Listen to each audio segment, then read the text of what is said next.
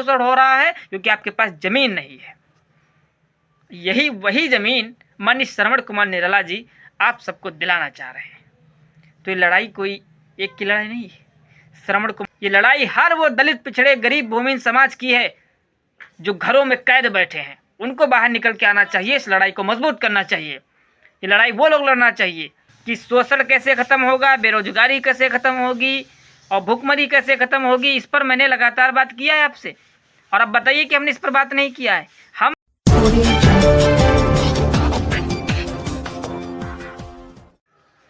संघर्ष का रास्ता बहुत बड़ा है, जिसने संघर्ष किया वो कामयाब हुआ। जय भीम साथियों, कैसे हैं आप? आशा होगी ठीक होंगे। बहुत दिनों बाद आया हूं साथियों, और बहुत खास मुद्दे पर चर्चा करने आया हूं साथियों। मैंने बताया कि संघर्ष का रास्ता बहुत बड़ा है और जिसने संघर्ष किया वो कामयाब हुआ। आज साथियों हम संघर्ष पर एक ऐसे संघर्ष को लेकर के आए हैं, एक ऐसे संघर्ष पर बात करेंगे जो संघर्ष आप सबको करना चाहिए, करना ही करना चाहिए। नहीं करेंगे तब भी आपके लिए मुसीबत है। तो ठीक है साथियों, हम बताएंगे आपको। आपको पता है कि आपका चैनल अंबेडकर जन मोर्चा है। अंबेडकर जन मोर्चा चैनल के बारे में आप सभी जानते हैं कि यह एक चैनल है, लेकिन साथियों बहुत सारे साथी हमारे नहीं जानते हैं कि अंबेडकर जन मोर्चा दरअसल है क्या। अंबेडकर जन मोर्चा ने क्या किया है, और आप लोग तो जानते हैं कि अगर हमसे जुड़े होंगे तो आप लोग तो जानते होंगे कि सोशल मीडिया के जरिए हमारे सभी साथी हमसे जुड़े होंगे तो जानते होंगे कि अंबेडकर जन मोर्चा ने क्या किया है। लेकिन आज हम बताने वाले हैं अपने मुंह से कि अंबेडकर जन मोर्चा रियलिटी में क्या है। तो साथियों सुनने के लिए तैयार रहिए। आपको पता है कि अंबेडकर जन मोर्चा के जो मुख्य संयोजक हैं माननीय श्रवण कुमार निराला जी, उनका संघर्ष से बहुत पुराना रिश्ता है। आज हम बात करेंगे श्रवण कुमार निराला जी की। श्रवण कुमार निराला जी आंदोलन चलाए थे अंबेडकर जन मोर्चा का। इससे पहले उन्होंने छात्रवृत्ति पर काम किया और एक बासुडिया हॉस्पिटल चालू कराने का मसला था, उसको भी उन्होंने चालू कराया। बिजली, पानी, शिक्षा, स्वास्थ्य पर लगातार सत्ता में नहीं है। सोचिए, आजकल एक विधायक सत्ता में है, विधायक है, लेकिन वो भी जो वादे किया था वो वादे भी नहीं पूरे कर पाया है। और श्रवण कुमार निराला जी ने जो वादे किए थे, नहीं सत्ता में फिर भी उन्होंने चाहे बिजली हो, चाहे पानी समस्या हो, चाहे शिक्षा हो, चाहे स्वास्थ्य हो, कुछ भी हो, ए टू जेड बराबर लगातार काम किया है। साथियों श्रवण कुमार निराला जी के संघर्ष के बारे में हम बातचीत करेंगे आपसे, बताएंगे आपको कि उनका संघर्ष क्या था। साथियों आपको पता है कि हाल ही में एक बड़ी लड़ाई लड़ी गई। अभी अंबेडकर जन मोर्चा ने एक आंदोलन चलाया था, ज़मीन का आंदोलन, डेरा डालो और घेरा डालो। ये आंदोलन तेज़ी से चला, मजबूती से चला, और ये आंदोलन एक बड़ा आंदोलन था। सभी लोगों के नज़र में आया, सभी लोगों ने इसको सपोर्ट किया, समर्थन किया। सभी जानते हैं कि एक आंदोलन था जो गोरखपुर में हुआ। आंदोलन क्यों फेमस हुआ ये भी हम बताएंगे आपको। आंदोलन 10 अक्टूबर को होता है, 10 अक्टूबर 2023 को गोरखपुर की सरजमी पर। और उसमें जो दलित पिछड़े समाज को, अभी आंदोलन क्या था कि दलित पिछड़े समाज को एक एकड़ ज़मीन मिलनी चाहिए। दलित पिछड़े समाज को एक एकड़ ज़मीन मिलना चाहिए। यह आंदोलन 10 अक्टूबर को था, और यह आंदोलन पिछले 2 सालों से चल रहा है। 2 बार आंदोलन हुआ, ये तीसरा चरण का आंदोलन था और आखिरी चरण का आंदोलन था। ज़मीन आंदोलन ये वो ज़मीन आंदोलन है जो कभी हमारे दलित पिछड़े समाज को 75 वर्षों के बाद भी नहीं मिली। आज तक वो ज़मीन के जो ज़मीन है उनके पास में जो भी हो, लेकिन उस ज़मीन से उनका गुजारा नहीं हो रहा है।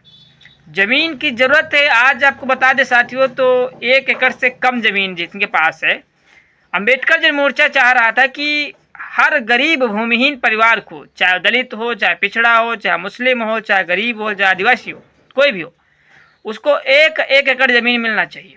इस पर अम्बेडकर जन मोर्चा ने लगातार काम किया और लगातार सरकार से टकराव रहा।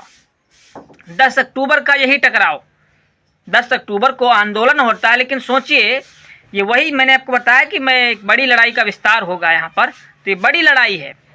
जब ये आंदोलन चलता है 10 अक्टूबर को, उसके बाद में धीरे धीरे प्रक्रिया चलती है। फिर सुबह 9 बजे से लेकर के रात्रि 10 बजे तक आंदोलन चलता है। सोचिए उस टाइम माननीय मुख्यमंत्री जी गोरखपुर में थे, आंदोलन चल रहा था। आप जनता का वोट लेते हैं, जनता आपको वोट करती है, तो क्या आप जनता की मदद नहीं कर सकते हैं आकर के? उसने सिर्फ ज़मीन की बात रखी थी, उसने अपने हक और अधिकारों की बात रखी थी। और इसका नेतृत्व कर रहे थे श्रवण कुमार निराला जी, उनके साथ और भी तमाम जिम्मेदार साथी थे। सभी लोग एक दूसरे से जुड़े थे और लगातार इस आंदोलन को मजबूती दे रहे थे अपनी आवाज़ से, अपने हुनर और अपने ताकत के बल पर। लेकिन साथियों, आपको पता है कि इसी आंदोलन में तमाम जो गोरखपुर के आंदोलनकारी साथी थे, गोरखपुर की जेल में थे।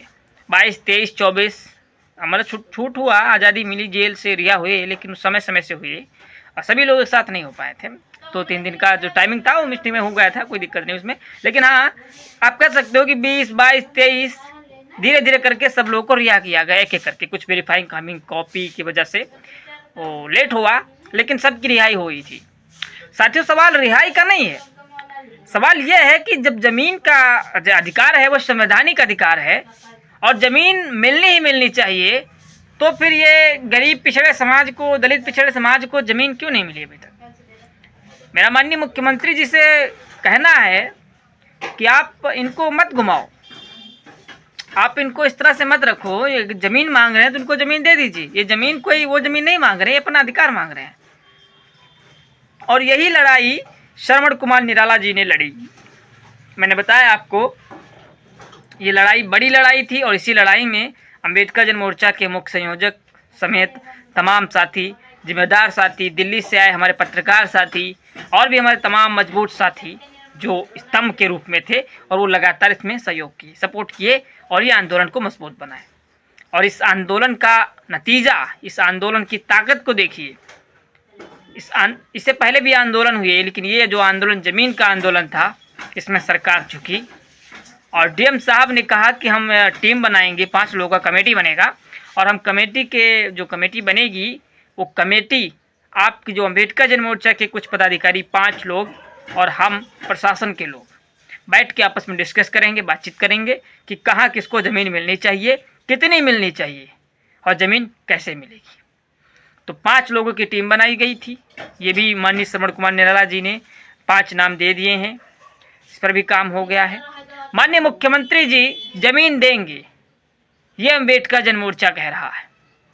और अम्बेडकर जन मोर्चा ये भी कह रहा है कि जो ज़मीन है ये संवैधानिक अधिकार है और ज़मीन नहीं देंगे तो 2 महीने का अल्टीमेटम भी दिया है। 2 महीने का समय दिया अम्बेडकर जन मोर्चा के मुख्य संयोजक श्रवण कुमार निराला जी ने और भी हमारे तमाम अम्बेडकर जन मोर्चा के जो जिम्मेदार पदाधिकारी हैं, जिम्मेदार साथी हैं, उन सभी ने 2 महीने का अल्टीमेटम दिया है, 2 महीने का समय दिया है। 2 महीने में अम्बेडकर जन मोर्चा फिर से आगे आएगा।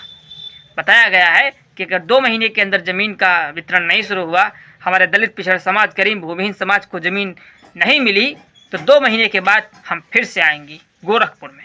और अब की बार ये भी बताया गया है कि अब की बार मेन जो होगा गोरखपुर का, जो भी हो उसको हम जाम करेंगे। तो साथियों, मेरा आप लोगों से अपील है कि ये बड़ी लड़ाई है और मैं आप लोगों से कहना चाहता हूँ कि इस लड़ाई में आप लोग हिस्सा लीजिए। ये ज़मीन का जो अधिकार है ना, ये संवैधानिक अधिकार है और ये आप सभी का अधिकार है। आप लड़ेंगे तभी जीत मिलेगी, नहीं लड़ोगे तो जीत नहीं मिलने वाली। साथियों, आप लोगों को पता होगा कि ये जो ज़मीन का अधिकार है ये संवैधानिक अधिकार है और ये ज़मीन की लड़ाई को लड़ना पड़ेगा। लड़ोगे नहीं तो कुछ हासिल नहीं होने वाला है। क्योंकि आपको पता है साथियों, ज़मीन क्यों ज़रूरी है? ज़मीन क्यों ज़रूरी बताइए? अब बताइए कि हमारे समाज में इतना शोषण हो रहा है। आप गांव की बात करें तो क्या बहन बेटियां दूसरे के खेतों में काम नहीं करती हैं? आपको पता होगा कि बहन बेटियां दूसरों के खेत में काम करती हैं, इनका शोषण होता है। और होता क्या है, जैसे मान लेते आप हैं, आप किसी के खेत में काम करते हैं, आप किसी के खेत में काम करते हैं और आप लेट में जाते हैं, तो भाई जब आप गए लेकिन लेट में गए, तो जो मालिक होगा ना, जमींदार, वो आप पर डांट लगाएगा कि आप देर में क्यों आए, आपको जल्दी आ जाना चाहिए था, लेकिन आप जल्दी क्यों नहीं, आप देर क्यों कर दिए भाई। तो आप उसकी डांट भी खाएंगे। क्यों खाएंगे? क्योंकि आपका शोषण हो रहा है। और अब क्यों शोषण हो रहा है? क्योंकि आपके पास जमीन नहीं है। यही वही जमीन माननीय श्रवण कुमार निराला जी आप सबको दिलाना चाह रहे हैं। तो ये लड़ाई कोई एक की लड़ाई नहीं है, श्रवण कुमार निराला जी की लड़ाई नहीं है, अंबेडकर जन मोर्चा की लड़ाई नहीं है, तमाम साथी जो गोरखपुर की जेल में रहे हैं 22, 23, 24 दिन तक, उनकी लड़ाई नहीं है। ये लड़ाई हर वो दलित, पिछड़े, गरीब, भूमिहीन समाज की है जो घरों में कैद बैठे हैं। उनको बाहर निकल के आना चाहिए, इस लड़ाई को मजबूत करना चाहिए। ये लड़ाई वो लोग लड़ना चाहिए। हम लोग लड़ाई लड़ने से क्या होगा, हमारे आपके सिर्फ समर्थन के, हम सहयोग करेंगे, ताकत देंगे आपको, लेकिन लड़ाई आप लड़ेंगे। आप मजबूत हो जाइए खुद को।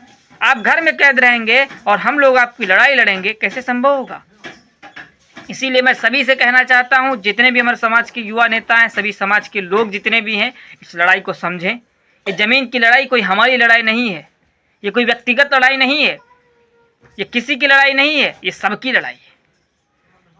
ये जितने भी हमारे समाज के संगठित लोग हैं, चाहे दलित हो, चाहे पिछड़ा हो, कोई भी समाज में हो, जितने भी हमारे नेता लोग हैं, बहुजन संगठन हैं, सामाजिक कार्यकर्ता हैं, राजनेता हैं, सभी लोगों की लड़ाई है। आप ज़मीन के लिए आवाज़ उठाइए, ज़मीन से